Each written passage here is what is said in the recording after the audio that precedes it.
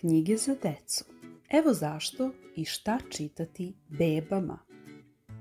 Zašto čitati bebama? Čitanje bebama koje imaju svega 4 meseca povećava šanse da roditelji nastave sa ovom praksom i kasnije. Važno je i zato što se koren jezika u bebinom mozgu razvija i pre nego što progovori. Što više reči čuje, to više reči nauči.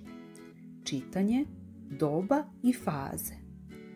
Evo nekoliko opštih smernica o tome koje knjige odgovaraju za čitanje od rođenja do 3. godine života sa nekoliko korisnih saveta za roditelje. Od rođenja do 6. meseca. Čitajte mekane knjige za bebe, šuškave knjige. Iako beba malo toga razume, ona uživa u vašem društvu i u boji vašeg glasa. U ovom dobu bebe mogu prepoznati rutinu čitanja knjige, pokazujući radost širenjem očiju, smeškanjem ili pomeranjem nogu kojim pokazuju uzbuđenje.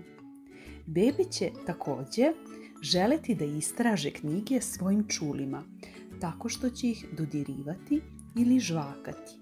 Možda neće obratiti pažnju na celu priču, tako da napravite pauzu kada im je dosadno. Od 6. meseca do 9. meseca života. Čitajte jednostavne, kratke priče sa živopisnim ilustracijama. U ovoj fazi bebe mogu početi da istražuju knjigu gledanjem, dodirivanjem, otvaranjem i zatvaranjem i žvakanjem. Do 9 meseci već će pokazivati simpatije za određene priče i ilustracije i prepoznavaće ih. U ovom periodu beba će žvakati knjige, što je i dalje normalno ponašanje kao deo njenog istraživačkog procesa. Od 9. do 18. meseca. U ovom periodu birajte priče sa pesmicama i frazama koje se ponavljaju, koje mališanima privlače pažnju. Tada deca vole knjige sa ilustracijama drugih beba, poznatih predmeta i životinja. Sada vaše dete ima i svoju omiljenu priču koju stalno traži. U ovom periodu možete početi da postavljate jednostavna pitanja o slikama na koje nailazite, tipa gde je mesec? I onda gledajte da li dete pokazuje mesec na ilustraciji.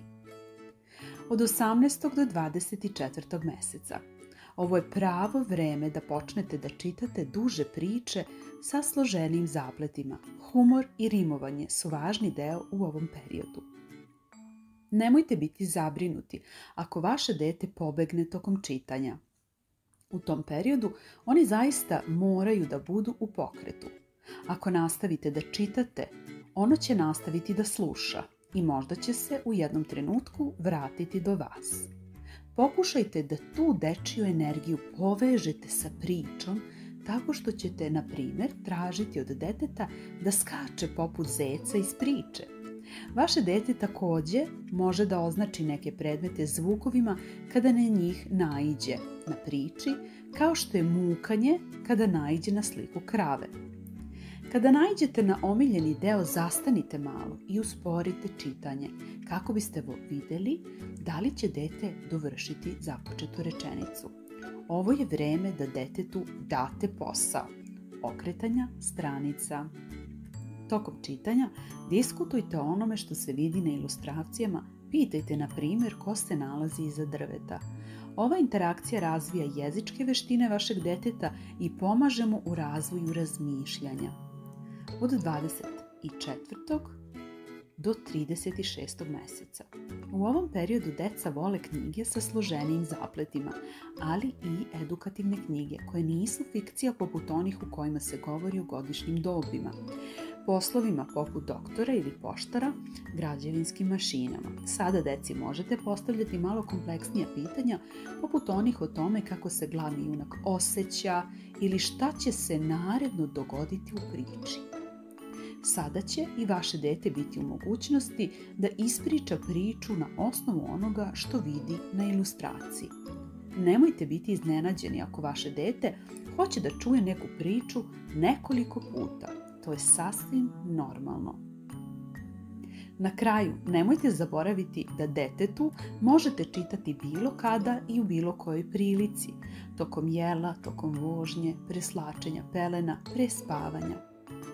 Svaki od ovih trenutaka je dobar da se povežete sa detetom i da razvijate njegove jezičke veštine pismenosti.